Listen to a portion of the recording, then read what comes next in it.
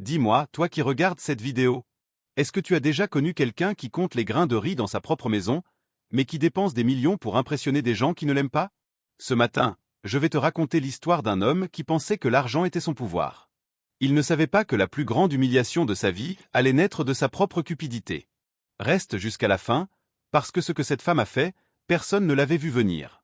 Dans un quartier populaire d'une grande ville d'Afrique de l'Ouest, les réveils étaient toujours les mêmes. Avant même que le coq ne chante, Assistante allumait la petite lampe à pétrole. Pas de courant. Pas d'eau chaude. Juste la sueur et l'habitude. Elle vivait là avec ses 3 enfants et son mari Issa, un homme que tout le quartier appelait le grand sage. Mais à l'intérieur de la maison, il n'y avait aucune sagesse. Il y avait un tyran du petit matin, un homme qui mesurait l'amour de sa famille en francs CFA économisés. Issa se levait toujours le dernier. Il passait devant ses enfants qui dormaient encore sur une natte trouée, et la première chose qu'il faisait, c'était éteindre la lampe. « Le soleil est levé », criait-il. « On n'est pas à la compagnie d'électricité ici. » Assistante baissait la tête. Elle savait que ce n'était pas de l'économie. C'était de la violence déguisée en vertu. Un matin, le petit Mamadou se réveilla en pleurant. Il avait faim. Pas de lait, pas de pain. Juste de l'eau chaude avec un peu de sucre rassis. Assistante prit son courage et tendit la main vers Issa. « Donne-moi 2000 francs pour acheter du lait et des beignets. » Issa posa sa tasse de thé, souffla bruyamment et sortit un billet froissé de 500 francs. « Tiens. Ça suffit. Ils mangeront moins. Ils sont déjà trop gros pour leur âge. » Les enfants regardaient leur père sans comprendre. L'aînée, Fatou, avait 12 ans. Elle voyait tout. Elle voyait les nouvelles chaussures de son père. Elle voyait le nouveau téléphone. Elle voyait surtout les larmes de sa mère, essuyées en cachette dans la cuisine. 10 minutes plus tard, Issa sortait de la maison comme un acteur qui entre en scène. Le dos droit, le regard haut, les vêtements impeccables. Il montait dans sa voiture, une voiture de fonction payée par l'entreprise où il était cadre, et filait vers les quartiers chics. Personne ne savait que cet homme venait de refuser du lait à son propre fils.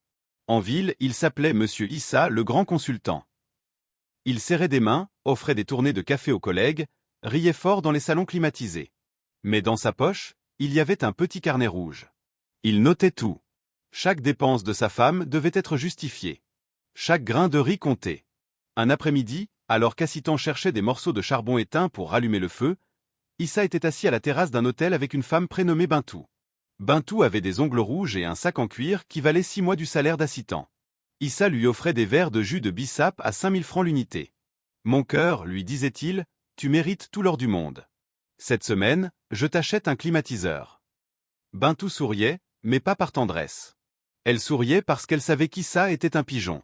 Un homme riche qui jouait aux pauvres chez lui et aux riches devant elle.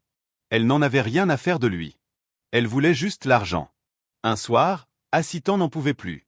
Les enfants n'avaient pas mangé depuis 2 jours. Le petit Moussa était malade, une toux sèche qui déchirait la poitrine. Elle appela Issa. Il ne répondit pas. Elle envoya un message. Les enfants ont faim. Moussa tousse. J'ai besoin d'argent pour les médicaments. Elle attendit 3 heures. La réponse arriva sous forme d'un virement de 1000 francs et d'un message glacial. Achète du citron et du miel. Pas besoin de médecin. L'économie, c'est la santé. Cette nuit-là, Assistante ne pleura pas. Elle resta éveillée, assise sur le seuil de la porte, regardant ses enfants dormir. Quelque chose se brisa en elle. Mais ce n'était pas son cœur. C'était sa peur. Elle prit une décision silencieuse. Elle ne savait pas encore comment, mais elle allait sortir de cette prison. Le lendemain, Issa reçut une prime exceptionnelle au travail. Une grosse somme. 15 millions de francs CFA. C'était tellement rare qu'il en tremblait de joie. Dans son bureau, il ouvrit son application bancaire, les doigts moites d'excitation.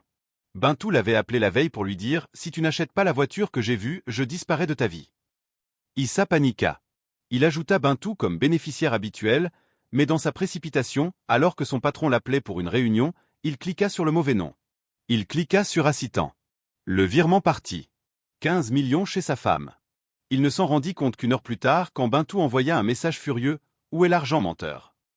Son sang se glaça. Il se précipita sur son téléphone. Trop tard. Le virement était irrévocable. Dans la petite case sans électricité, Assistante reçut la notification. Elle crut à une arnaque. Elle crut que son téléphone faisait des siennes. Puis elle relut le nom, Issa. Le montant, 15 millions francs CFA. Elle resta immobile, le téléphone collé à la poitrine, le cœur cognant si fort qu'elle entendait son sang battre dans ses tempes. Ensuite, elle ne paniqua pas. Elle n'appela personne. Elle ne remercia pas. Elle agit. En moins de 20 minutes, elle transféra tout l'argent sur un compte épargne qu'elle avait ouvert des années plus tôt, en secret, avec les miettes qu'elle cachait sous le matelas. Un compte que Issa ne connaissait pas. Puis elle effaça toutes les notifications. Elle éteignit le téléphone. Et elle sourit. Pour la première fois en 10 ans, elle sourit vraiment. Le soir même, alors qu'Issa rentrait en trombe, prêt à hurler et à exiger qu'elle lui rende son argent, la maison était vide. Plus de nattes.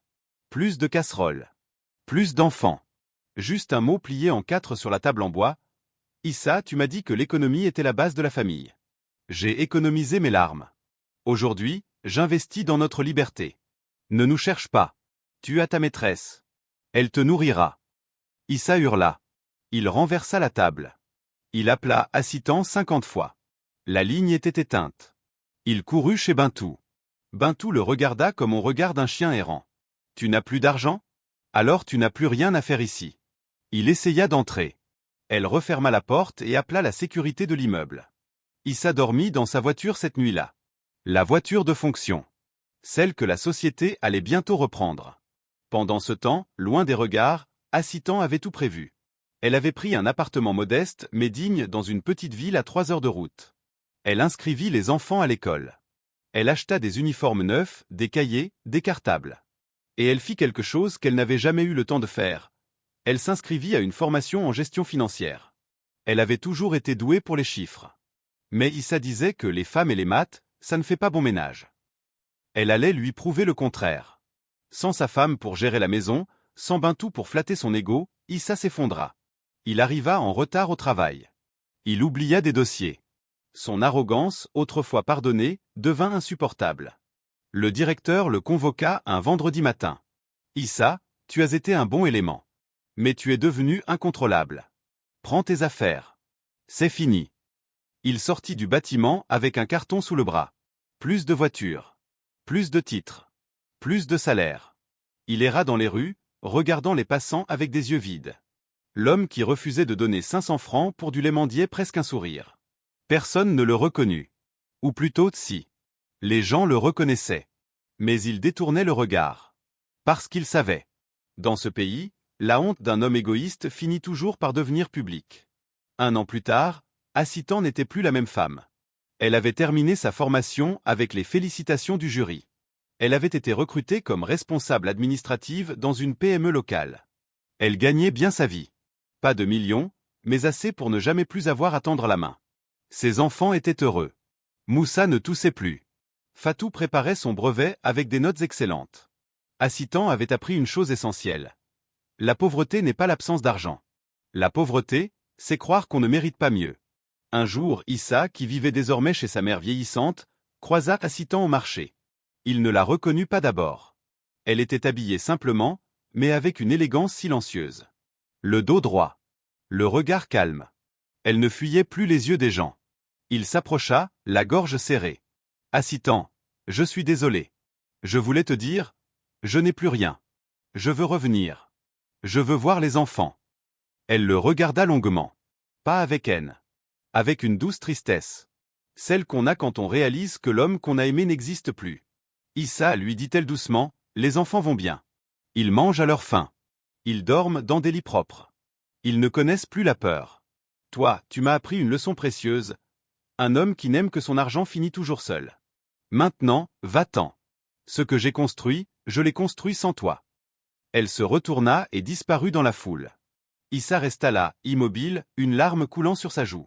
Derrière lui, des enfants riaient en courant après un ballon. Le monde continuait. Lui, il était figé. Un roi déchu d'un royaume qu'il avait lui-même incendié. Alors, dis-moi, toi qui regardes cette vidéo, qu'est-ce qui est le plus lourd à porter? L'argent qu'on n'a pas, ou la honte d'avoir mal aimé ceux qui comptaient sur nous? Cette histoire, elle n'est pas inventée. Elle se vit tous les jours, dans toutes les villes, dans tous les foyers où l'on confond économie et avarice, où l'on confond fierté et égoïsme. Si tu as aimé cette histoire, fais comme Assitan, ne garde pas tout pour toi. Like cette vidéo, partage-la à quelqu'un qui a besoin de comprendre que la richesse n'est pas ce qu'on possède, mais ce qu'on donne. Et surtout, abonne-toi à la chaîne. Parce que derrière chaque histoire que je raconte, il y a une leçon qui peut changer ta vie. Laisse un commentaire, dis-moi d'où tu regardes cette vidéo. Moi, je suis curieux de savoir. Et n'oublie jamais. Parfois, ce qu'on prend pour une erreur de la vie est en réalité le début de notre libération.